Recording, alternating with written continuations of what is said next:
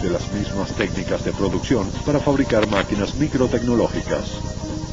There are actually advantages to making things small. As you miniaturize something, the weight goes down as the third power of the dimension, but the propulsive force goes down as the second power of the dimension. So as it gets smaller, the actual propulsion to weight goes up.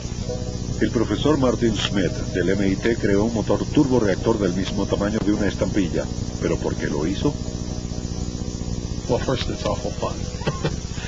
Second, there's propulsion applications, miniature aircraft, miniature satellites. El pequeño motor turborreactor del profesor Schmidt funciona exactamente como los de un Boeing 747.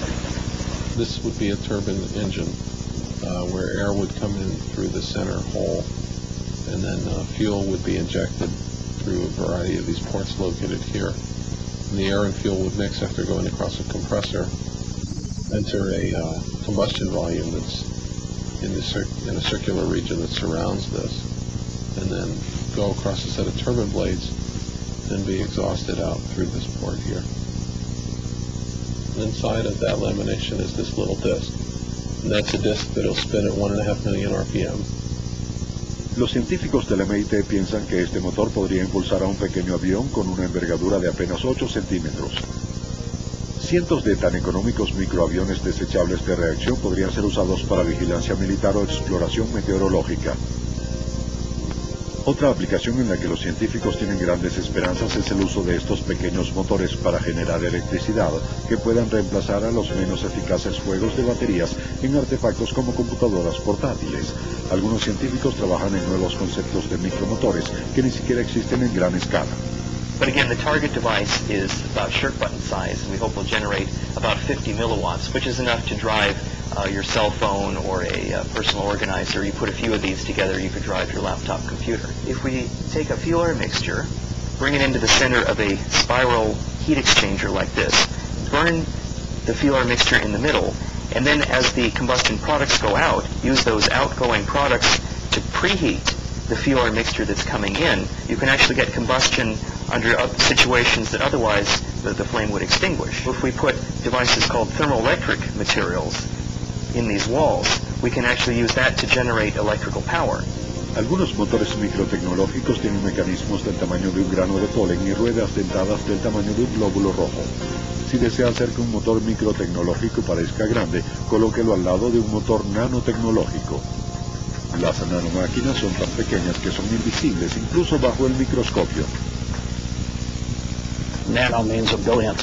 So things that are a billionth of a meter would be nanometer, which is what is often discussed. Si se colocan 10 átomos en fila, dicha fila tendrá un nanómetro de longitud. Las raíces de la nanotecnología pueden remontarse al año 1959, cuando el científico Richard Feynman dio una legendaria charla en el Instituto Tecnológico de California. Se llamó "Hay mucho espacio en el fondo". Si nos esforzamos lo suficiente, todos nuestros dispositivos pueden ser producidos en masa, de modo que sean copias absolutamente idénticas entre sí. Quisiera construir 1 millón de pequeñas fábricas, modelos de las demás, que simultáneamente puedan producir, abrir huecos, estampar piezas y otras cosas. The issue was making things smaller and smaller, and that he didn't see any major violations of the basic physical laws, like the laws of thermodynamics, if you made something really small. Es mi intención ofrecer un premio de $1000 a la primera persona que fabrique un motor eléctrico operativo, cuyo volumen sea de solo 0,04 centímetros cúbicos. El premio fue otorgado años atrás, pero el profesor Ross Kelly del Boston College deseaba ir aún más allá del gran desafío de Richard Feynman. Coming up with a molecule, which is much, much smaller than that, sort of the ultimate answer to his challenge. So it's taken us another 40 years to get down to the smallest possible scale. El profesor Kelly logró alinear 78 átomos para crear un motor que consiste en una sola molécula hecha a la medida. The original design, of course much smaller than this, had 2 parts, something that was going to rotate that looks like a gear, has 3 blades on it, and something else that was going to function like the pawl on a ratchet. It was supposed to rotate like this. Each corner represents a carbon atom with a hydrogen atom on it, It's connected to the next corner by a bond between two carbon atoms.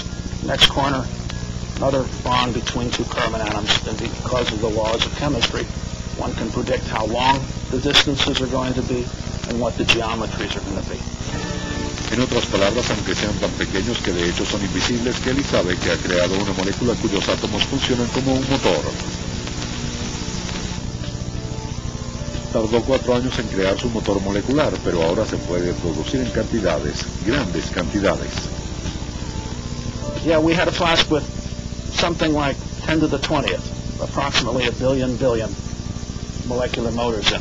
You could make as many as you want, trillions and trillions and trillions.